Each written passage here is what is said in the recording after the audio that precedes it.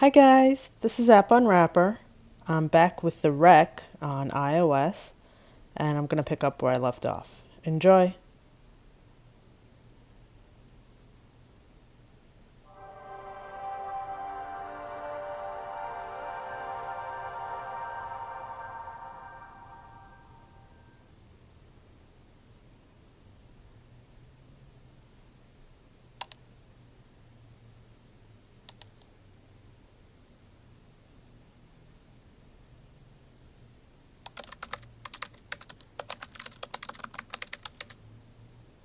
I guess I should have asked the doctor to give me a little something before I went into this room.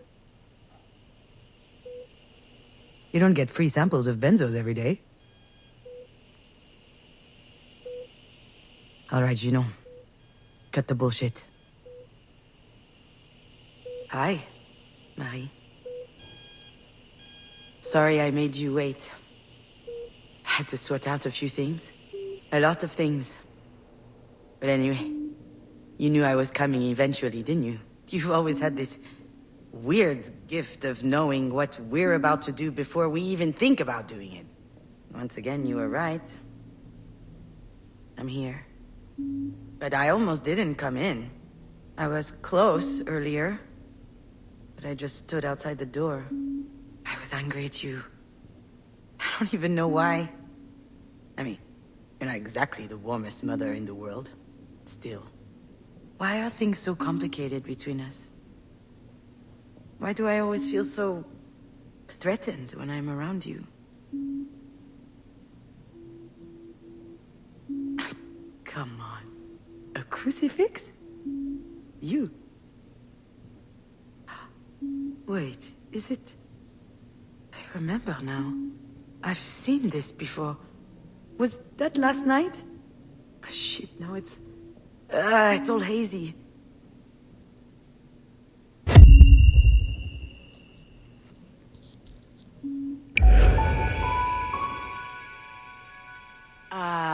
Hold on. What's that around your neck? Is that a cross? This? It's a childhood keepsake. I found it in my stuff a while back. What? Were you a choir girl or something? It's a bit more complicated than that. I'm listening. Please, you never told me anything about your youth. Ugh. What the heck? After all, why not? That might do me good. And I owe you that. What's that supposed to mean? Nothing. Just shut your mouth, pour me a glass of wine, and listen.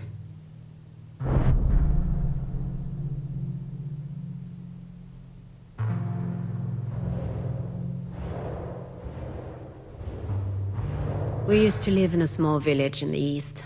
Grey, boring, and hideous. People were dumb and mean, always keeping tabs on others to tear them down. And of course, these fakers were in church all the time. I spent years in that cesspool, never asking questions. When I was 14, let me tell you, Jesus was my best friend. I would tell him about everything I did wrong in my head. And let me tell you, I was a terrible kid. Nosy, ill-behaved, always running around. A tiny devil. And also, I had this desire and fire in my chest. Nasty thoughts. But I really thought that he loved me as I was.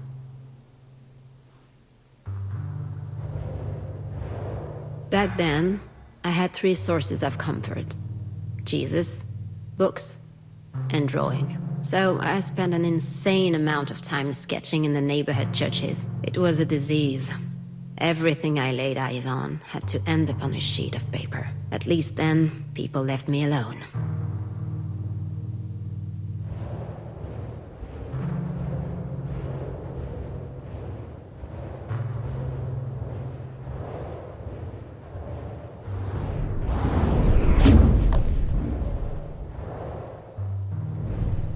Otherwise, let me tell you that I never got a minute of peace. Family with 4 kids living in a 2-room apartment, so I looked after them. washing them, doing their homework. I was the oldest, 7 years ahead of my oldest brother. Those little ones were like my own kids. My mother had too much work. At least, while I was taking care of them, I didn't have those weird desires.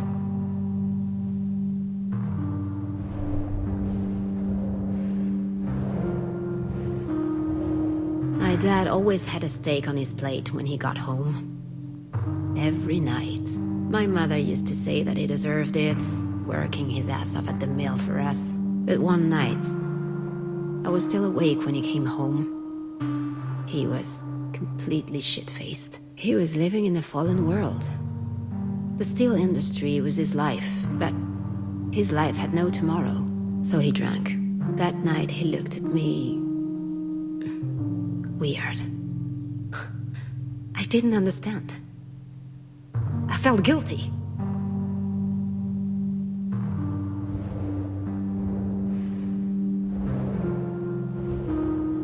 We were two peas in a pod, my aunt and I. She was the whore in the family.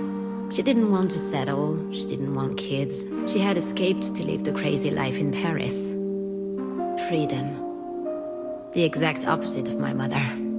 One time, she told me something about my mom and dad. Something that blew everything else up. There was an evening dance. He was 19, and she was 15. According to my aunt, he was a bit tipsy. He brought her into a small clearing, and there, he forced her. They had to get married in a hurry after that, when they learned that my mother was pregnant. Pregnant with me. Hey. My mother always worked her butt off. She would work one factory job after the other, then clean up rich folks' homes. I used to think she was the bravest person in the world. And the strongest. Of course, she had her own temper. She would get into these screaming matches sometimes. And she would drink too. But I was convinced that I could trust her.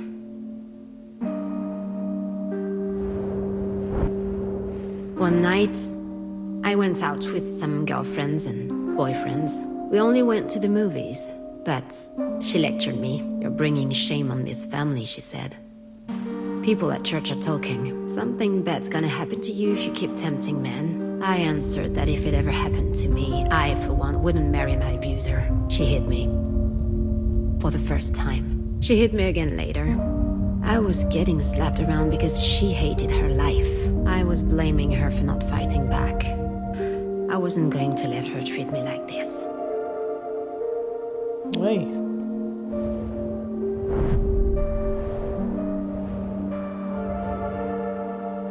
The day after, it felt like a spell was broken. The church stank.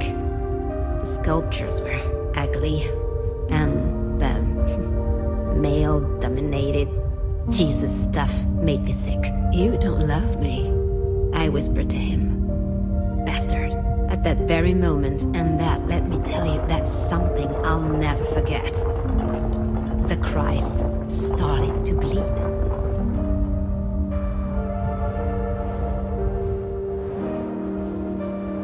That looks like a tear, not blood.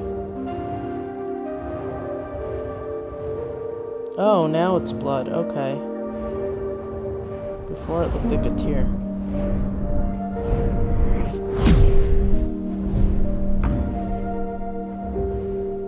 I had my first period right after my tantrum at the church. I was already 14 years old. Pretty late. But then, my body started to develop.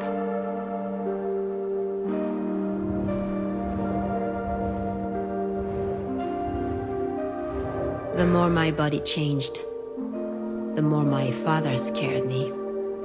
Hell, he terrified me. Not just because he was domineering and brutal. It was uncomfortable even being in the same room as him. He was always watching me, commenting on my clothes. I felt like a piece of meat.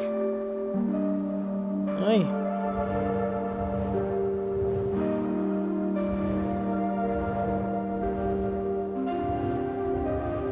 The last time she raised her hand to me, she hit me so hard.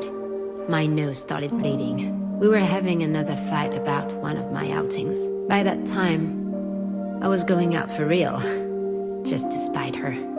You know me. She called me a harlot. So, I bit back. At least I'm not gonna stick with the first guy who knocks me up. I didn't have time to finish saying it.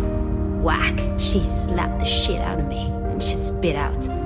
If it were up to me, you're the one I would have dumped. It's stupid. But that struck me right in the gut. And that's when it came up, boiling. The rage. I tasted blood in my throat. I couldn't think straight. My ears started ringing. I felt a jolt running through my body. Then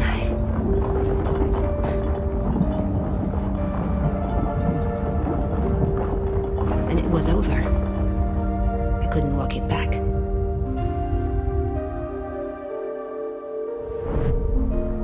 This cross is the only thing I have left from her, you know? I took it when I left home, that very night. I stole it from her. I don't know why I took it. I used to do that a lot back then. Steal stuff, but I'm happy I did it. It gives me a chance to think about her, to remember, never to be like her.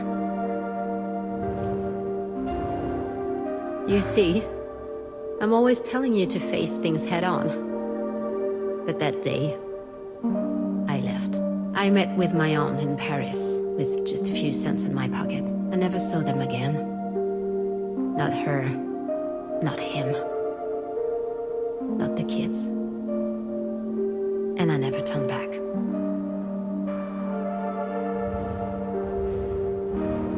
You hear, Miss Kivas? Shit, don't tell me you fell asleep. Ugh, what a disaster. You really can't handle your booze. Don't worry, daughter. I will still be there tomorrow, and the next day too. There to tell you again what you already know. People are ugly, let me tell you. They're dangerous, all of them. That's just the way things are. It's inside them. The evil is, we need to defend ourselves. Stay vigilant. That's how I got out of it. Jen gets it, I think. But you, darling, you're too weak. You want to trust people. You want to have faith, but I told you many times. You can't trust anyone. Ever. You don't need me to tell you that. Life's unfair. That's just how it is.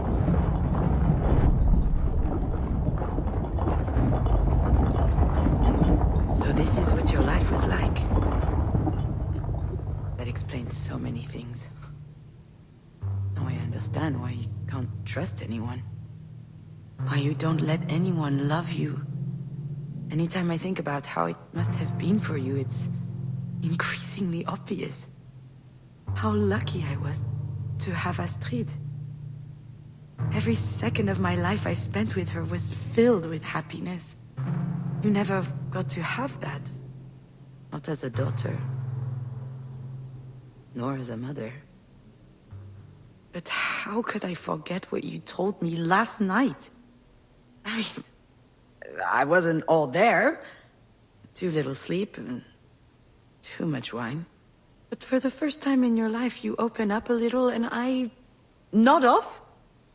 It's absurd. As if I didn't want to hear it.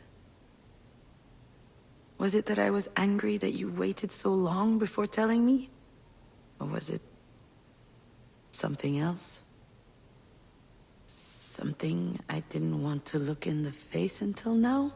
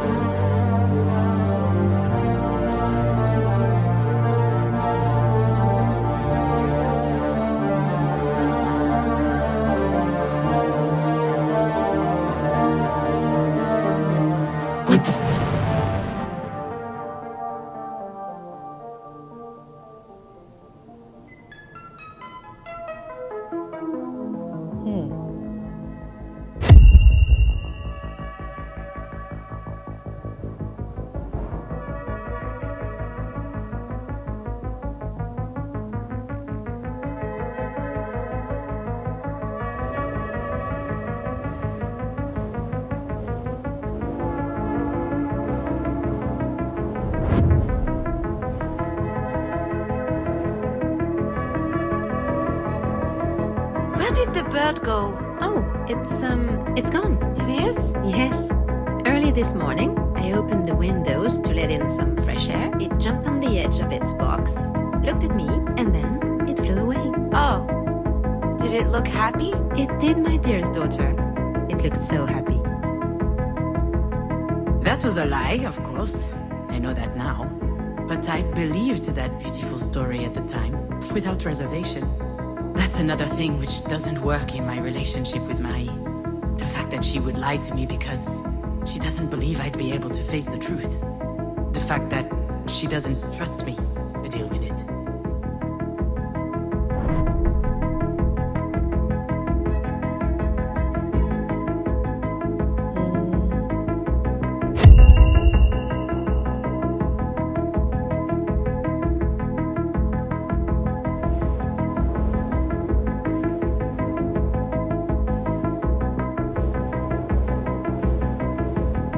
And so, you're working for Marina.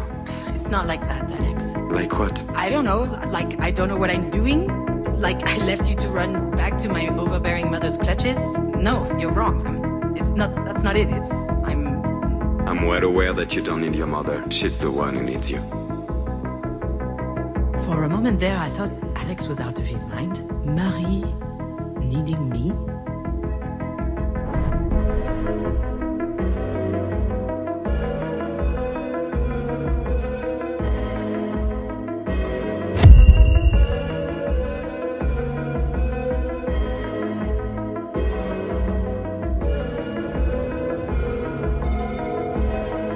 What about those over there, in the tank? Are they still alive? Of course. The true connoisseur prefer to cook their lobsters at the last minute. And I'll take them. absolutely, miss. Do you want one or two? I want them all. I mean, there's about 2 dozen in there. Did you win the lottery or something? I'll need one of your coolers too, for the road. I drove to the ocean, opened the box and threw them back in the sea. Freeing them was pointless, laughable even. But it felt amazing. I was able to change things. I could reject the fact that it is what it is. Just say no. What's the point in being alive if everything's already been decided for us?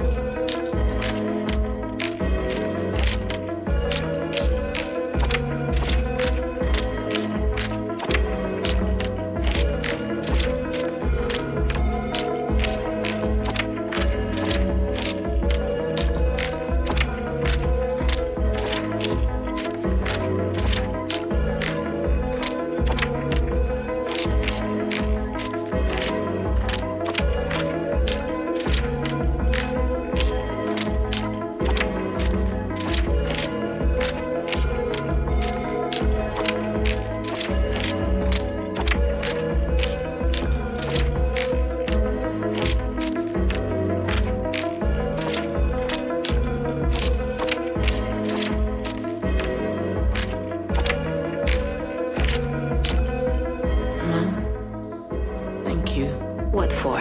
You know what for. For what you just told me. For not giving up on me. For your help. Listen to me, dear. One thing is for sure on this wretched earth. A single thing. It's that you don't need to thank me. For anything. I'll see you Monday at the studio. I found that really weird at the time. This whole exchange. First of all, Marie saying beautiful things, sounding more loving than ever before. But on top of that, her almost scolding me for thanking her, as if extraordinary circumstances had forced her out of her self-imposed duty to bully me, and that she was having a hard time coming to terms with it.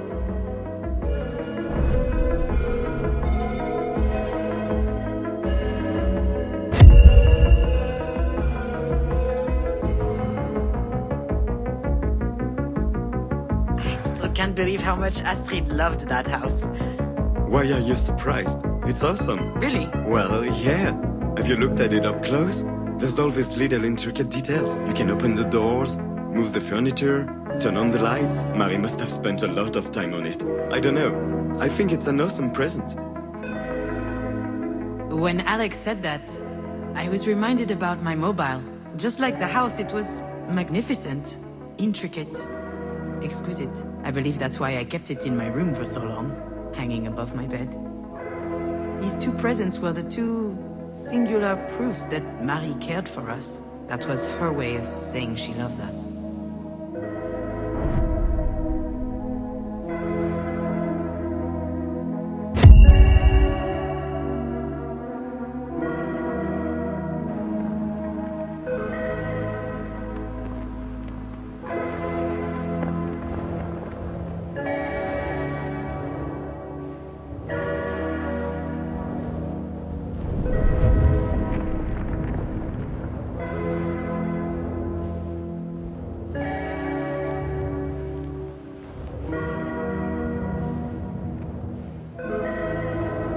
These paintings are magnificent.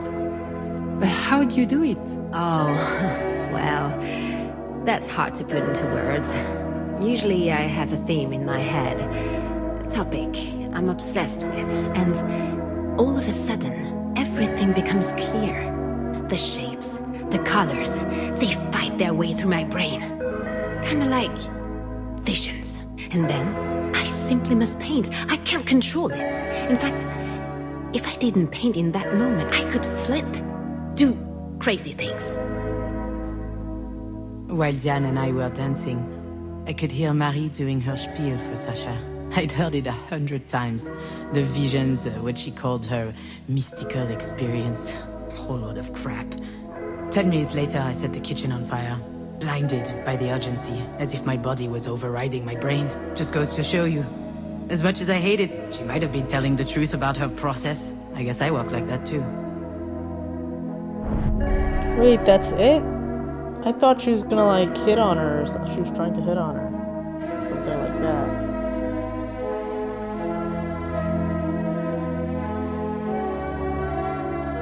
Why isn't it working?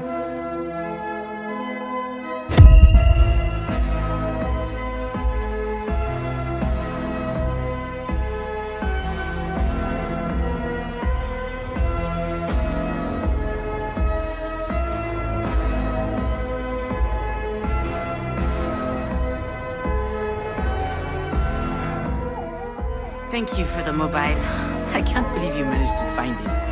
Oh, it's nothing. Do you want to stay for a bit? Coffee, maybe? No, thank you. I gotta go. I have, a meeting. A meeting? Yeah, a thing. Don't worry about it. Say hi to Alex for me. Oh, I'll call him. He's just in the next room. Oh. Hi, Alex! Bye, Alex! Done. Gotta go. Bye. I rarely saw Marie being ill at ease, but the few times it did happen was when she came to the house to visit when Astrid was born. It was as if she felt like she was intruding on our family. Maybe because she didn't know what it was like having one.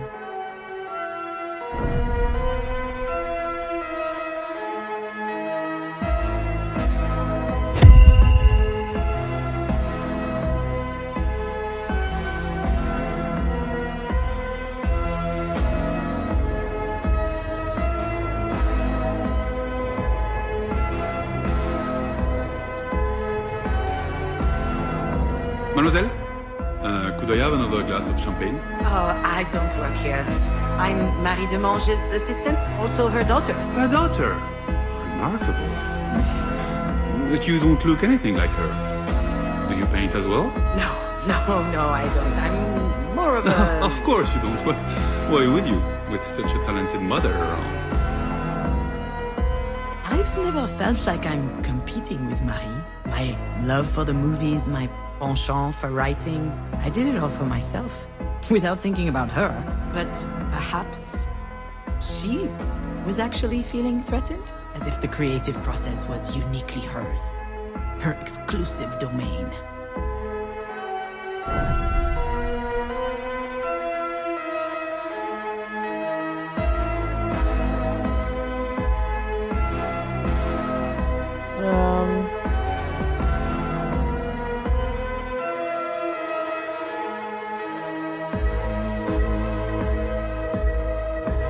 What's going on?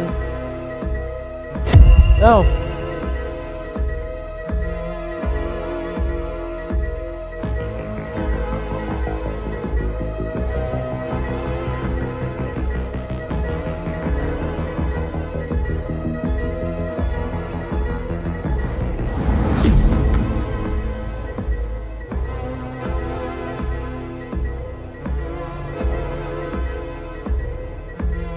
This isn't news to you. It's unfair, but that's how it is. You didn't choose to be my daughter. I didn't choose to be my mother's daughter. I could blame it on God, but that would be giving him too much credit. I don't know who's to blame, really.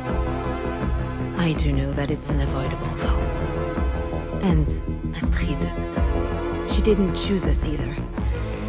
She wasn't supposed to be part of this family. At first, I thought that she could be the one to break the cycle, but in the end, the curse got her too, and it hit again. Harder. My shitty curse.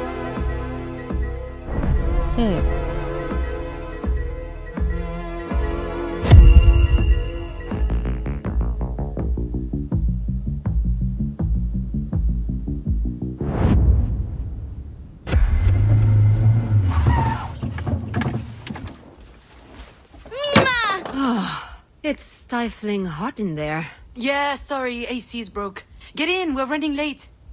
Don't sit on my script! You could at least crack a window.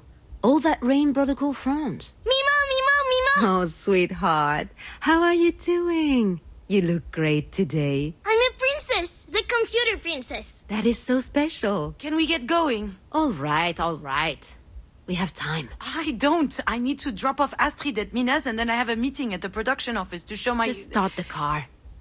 That will teach me to ask you for a special favor. Yeah, this is the third special favor this week, Marie. Just go. In great.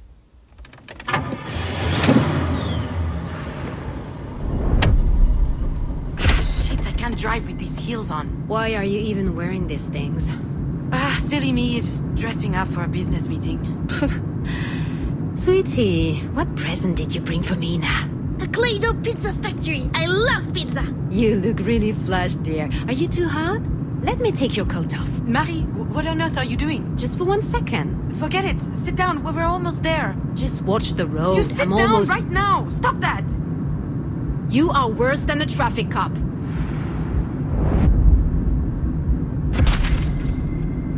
Shit, watch it. My script. You're still writing for this garbage? Damn, Scavis. You might have the lowest self-esteem I've ever seen, but I must admire your perseverance. No one asked for your opinion. I didn't sleep all night. I can't focus. Also, I'm too old for this. Okay, I'm taking off my coat now. Anyway, sounds like you're not yet too old to be a mediocre writer. Marie, please. This is too much praise. I have to prod you some way or another. You are so incredibly lazy. And they keep coming. All these flowers. Really, I can't. Nothing ever comes easy to women in this industry. I had to build it all myself. No one was there to help me. I slept 4 hours a night when you were born. I worked all the time to provide for your needs. Oh, you really gave me everything, Marie, except perhaps self-esteem. Oh, and a father. You're not making sense, June. You and your sister would be nothing without me, and you know it. You're both churlish and fearful. I gave you everything, and you're just squandering it all to write soap operas. Maybe you'd be a better writer if you had to toil a little bit more. Who knows? Oi. Mom! I need help with the thingy. What's that, my little phone? Sure, just change the subject. I am not changing the subject. We weren't talking. What am I supposed to say when you get mad like this? I get mad because I believe in you. Stop yelling! We're not yelling, sweetheart. Anyway, this little one is only one thing you've done well. Speaking of which, if we could But if avoid... you're mishandling her the way you fucked up your career, that's concerning. Children are delicate. They need protection. You can put even the best child in a shitty family, they're gonna blow up. Wait, why are you even saying that? What are you talking about exactly? I made some mistakes with you two, it's true. We turned out okay in the end, didn't we? Whatever you think. You don't get it. There's something hanging above our heads. All of our heads. Something that's about to fall on our heads if we're not careful. It's been there forever. Passed from one woman onto the next in our family. Like a disease. Are you sick, Mimo? No, sweetie, she's not sick. This is grown-up talk. You're right, June. Love. Love of self. It's true, I don't think I taught you that. But I think that's because no one taught me either. Or my mother. Okay, and so you're scared for Astrid? Hold on. You, Marie, the great Marie de Monge, you believe in that nonsense? There's no curse on our heads. Next time I'll keep my mouth shut. Unless you keep it open, actually. I know hardly anything about your life. Not a thing. But I do realize that you had a hard time. And that you're scared. I'm not scared. I think you are. You're scared we'll turn out like you. But we can change. Everyone can change. My dear daughter, I'm not sure about that. Do you think so? I know so. And that's all thanks to you. You taught us that in your own twisted, painful way, but still. I did what I could. And in the end, you did give us the means to change things. You've taught us how we could blow off the entire world and do whatever we wanted. That's your way of showing love, don't you think? Love isn't my thing. Oh, Mom, come on. You love me and I know it, in spite of your best efforts to hide it. I can feel it, and I love you. And I love you too, Mimo. Oh, thank you, dearest. Makes me so happy to hear you say that. I like it better when you're nice. Why are you not in your seat? What are you doing standing up? Marie, why is Astrid completely unlatched? She was sweating. I just took off her sweater. No big Shit, deal. I told you to keep her safety belt on. Are you kidding me? You know, you're so uptight sometimes. Unbelievable. I am not uptight. I would just like you Mom, to... watch for the deer.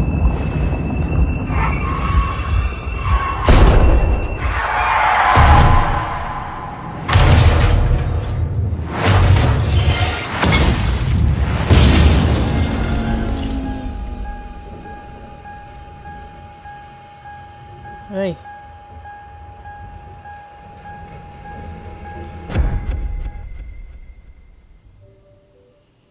It was you? You knew, didn't you? The fight, the unlatched safety belt.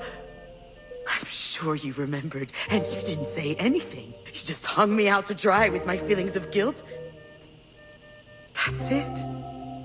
That's the real reason. That's why I was so mad at you. I'm sure that's also why you filled in this stupid paper with my name on it. You probably thought that if anything happened to you, it would be some kind of divine justice. I would have a choice of what to do with you. And now, I have to make the decision. Hey. So what am I supposed to do, Marie?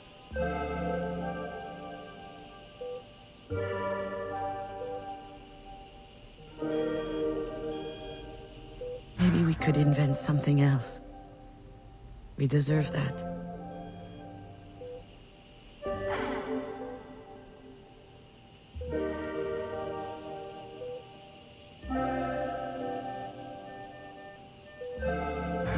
Could agree to play by your rules.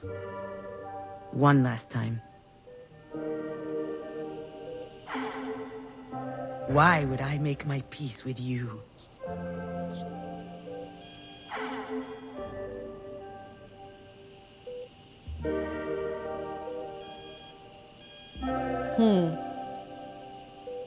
You know, Marie, I figured out what you're missing. You've been fuming inside for years because you have no hope. But no one can live like this. Not really. I need hope. That you'll be okay.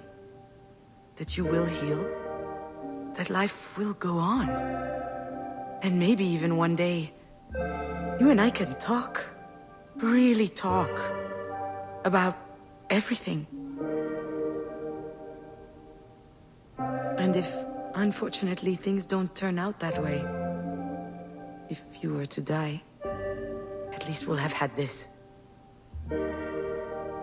Hope that things change.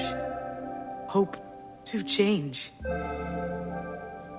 I'm not forgiving you, Marie. As Astrid would say, there's nothing to forgive in an accident. The only one I want to forgive is myself. I forgive myself for my failures, for not believing in myself for so long. I'm sorry I had such a hard time realizing how strong I am, in my own way. I have the strength to live. I even have the strength to help you live if it comes to that.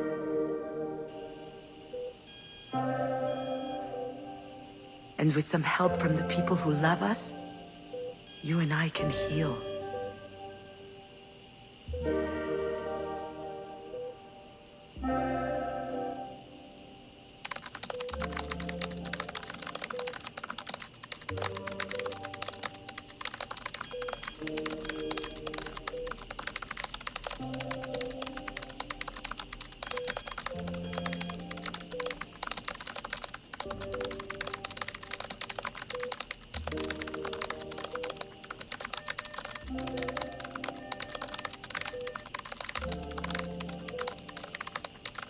Mom, you promised we'd go to the park.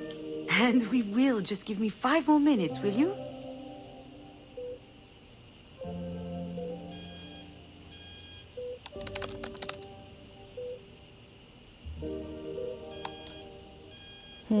Mom! All right, Achille. Here we go. At last! Are you happy with your story? I think so. Fine.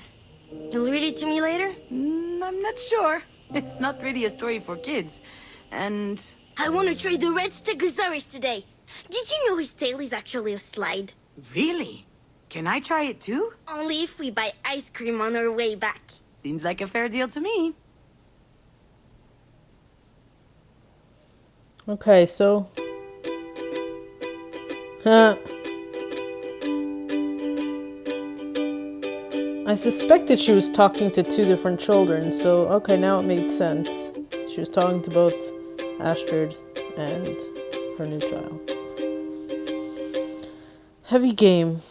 Gone are the times when I fell into my bed like a rock with no need to grind, no weed. I just had to close my eyelids into oblivion until next morning. But then came the day, came the night when I had this dream of you like a rock. You felt so very warm as I held you in my arms. It even woke me up, bursting in love. How could I pretend to even go to sleep like a rock when I know you are there? As I feel I can sparkle your resurrection till next morning. Should I dream of you? Could I dream of you? Would I dream of you? Would I? Would I? Should I dream of you? Should I? Could I dream of you? Could I? Would I dream of you? Think I'd like to if you allow me to, but you stole my nights, my freedom to surrender like a rock to the ceiling beam of uncontrolled dreams. And no, I can't rest without thinking.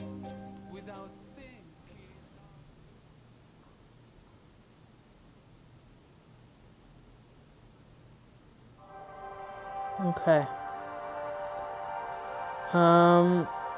So that's the end of the wreck. I'm not sure if there's any benefit in playing again. I'm not sure I will. But that was quite the experience. So anyway, check it out. If you enjoyed this, please subscribe to my channel. Thanks. Bye-bye.